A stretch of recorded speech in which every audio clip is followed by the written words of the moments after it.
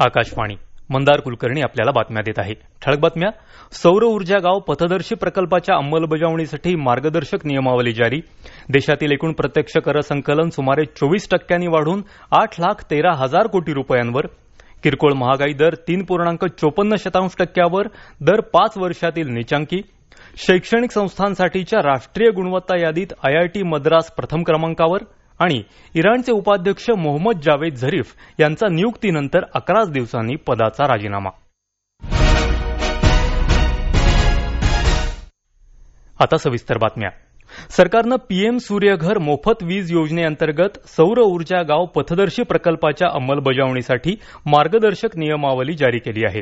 या योजनेअंतर्गत देशभरात प्रत्येक जिल्ह्यात एक सौर ऊर्जा गावाचा पथदर्शी प्रकल्प निर्माण करण्यावर भर देण्यात येणार आहे. यासाठी एकूण 800 कोटी रुपयांची तरतूद करण्यात आली असल्याचं नवीकरणीय ऊर्जा मंत्रालयानं काल जारी केलेल्या एका निवेदनात म्हटलं आहे. देशातील एकूण प्रत्यक्ष कर संकलन 1 एप्रिल ते 11 ऑगस्ट या कालावधीत गेल्या वर्षाच्या याच कालावधीच्या तुलनेत 23.99% वाढून 8,13,000 कोटी रुपयांवर पोहोचलं आहे. गेल्या वर्षी याच कालावधीत 6,55,000 कोटी रुपयांचं संकलन झालं होतं.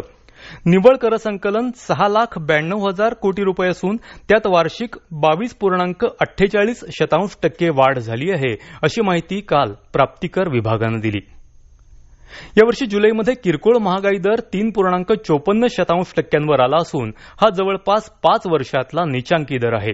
सांख्यिकी कार्यक्रम आणि अंमलबजावणी मंत्रालयानं काल जारी केलेल्या आकडेवारीनुसार भाजीपाला, फळं आणि मसाल्यांच्या किमती घसरल्यामुळे जुलै महिन्यातील ग्राहक किंमत निर्देशांकावर आधारित महागाई दर कमी झाला आहे. जुलै 2024 मधील अन्नधान्याची महागाई गेल्या वर्षीच्या जूनपासून सर्वात कमी होती. अन्नधान्य महागाई दर 5.42% होता. ग्रामीण भागातील महागाई दर 4.10% तर शहरी भागात 2.98% होता, असंही सांख्यिकी मंत्रालयानं म्हटलं आहे. माहिती आणि प्रसारण मंत्रालयानं प्रसारण सेवा नियंत्रण विधेयकावर सूचना आणि शिफारशींसाठीच्या मुदतीत वाढ केली आहे. आता 15 ऑक्टोबरपर्यंत सूचना देता येणार आहेत. तपशीलवार चर्चेनंतर नवीन मसुदा प्रसिद्ध केला जाईल, असं माहिती आणि प्रसारण मंत्रालयानं म्हटलं आहे.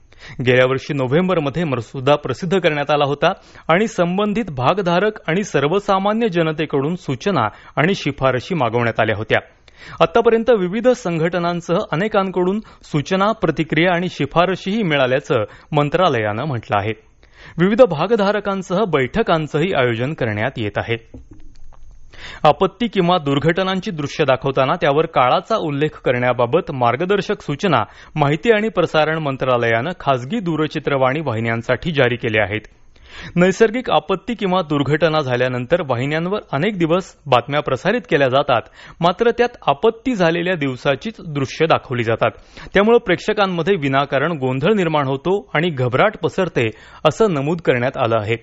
प्रेक्षकांमध्ये गैरसमज होऊ नये यासाठी संबंधित दृश्य दाखवताना मूळ घटनेची तारीख आणि वेळ ठळकपणे दाखवावी, असं या मार्गदर्शक सूचनांमध्ये नमूद करण्यात आलं आहे. 2024 साठी जाहीर झालेल्या शैक्षणिक संस्थांसाठीच्या राष्ट्रीय गुणवत्ता यादीत IIT मद्रास प्रथम क्रमांकावर असून IIT मुंबईला 3रं स्थान मिळालं आहे. काल केंद्रीय शिक्षण मंत्री धर्मेंद्र प्रधान यांनी नवी दिल्लीत ही यादी जाहीर केली. एकंदर 16 श्रेणींमध्ये ही क्रमवारी जाहीर करण्यात आली.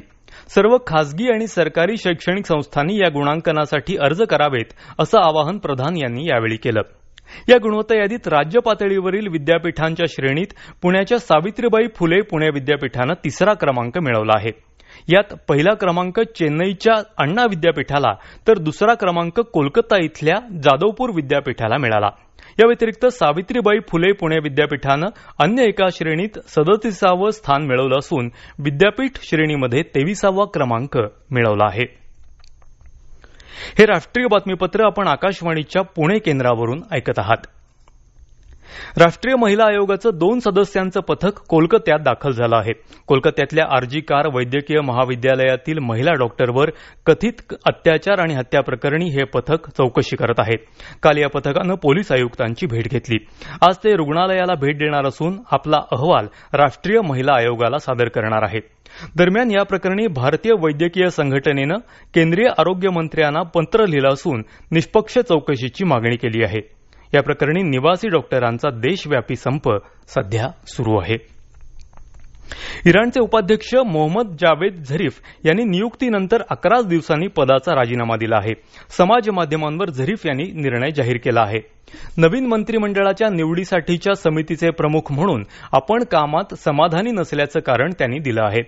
संभाव्य मंत्रिमंडळातील 19 सदस्यांपैकी किमान 7 जण आपल्या पसंतीचे नसल्याचं त्यांनी म्हटलं आहे. अध्यक्ष मोहम्मद मसूद पेझेशकियन यांच्यावर आपण नाखुश आहोत असं मात्र नसल्याचं त्यांनी स्पष्ट केलं आहे. पेझेशकियन यांच्यावर आपला पूर्ण विश्वास असून नागरिकांनी त्यांना पाठिंबा द्यावा असं आवाहनही त्यांनी केलं आहे. ग्रीसमध्ये वणवे अथेन्समधल्या उपनगरांपर्यंत पसरले आहेत. त्यामुळे शेकडो नागरिकांना घरं सोडावी लागली आहेत. अनेक घरं आणि मोटारींना आगी लागल्या आहेत आणि रस्ते राख आणि धुरानं भरून गेले आहेत. आग सलग दुसऱ्या दिवशी नियंत्रणाबाहेर गेल्यामुळे सरकारनं युरोपीय संघातल्या सदस्य देशांकडून मदत मागवली आहे. अनेक शाळा आणि व्यवसायांच्या संकुलांनाही धोका निर्माण झाल्याचं अग्निशमन विभागानं म्हटलं आहे. युरोपात 2023 मध्ये उष्णतेच्या लाटेमुळे 47,000 पेक्षा जास्त जणांचा मृत्यू झाल्याचं एका अहवालातून समोर आलं आहे. बर्लिनो जागतिक आरोग्य संस्थेनं याबाबत अहवाल तयार केला आहे. दक्षिण युरोपातल्या देशांना जास्त फटका बसल्याचं या अहवालात नमूद करण्यात आलं आहे. गेलं वर्ष सर्वाधिक उष्ण असल्याचं त्यात म्हटलं आहे. ग्रीस, बल्गेरिया, इटली आणि स्पेनमध्ये मृत्यूचा दर सर्वाधिक असल्याचं अहवालात स्पष्ट करण्यात आलं आहे.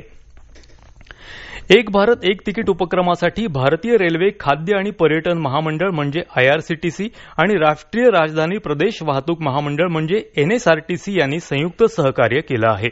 त्याअंतर्गत भारतीय रेल्वे आणि नमो भारत रेल्वेची तिकीटं बुक करता येणार आहेत. IRCTC संकेतस्थळावरून नमो भारत तिकीटं बुक करण्याची मुभा मिळणार असून ती रद्द करणं आणि पैसे भरणं यांच्यासाठी अनेक पर्याय देण्यात येणार आहेत. नमो भारत रेल्वेचं तिकीट बुक करण्यासाठी प्रवासी एक QR कोड तयार करू शकतील आणि तो 4 दिवस वैध असेल असंही नमूद करण्यात आलं आहे.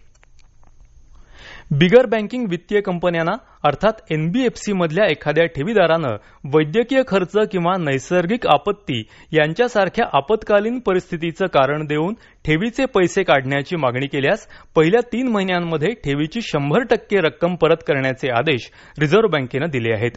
अशा मुदतीपूर्वी पैसे काढण्यासाठी कोणतंही व्याज दिलं जाणार नाही असंही रिझर्व्ह बँकेनं काल जारी केलेल्या एका निवेदनात म्हटलं आहे.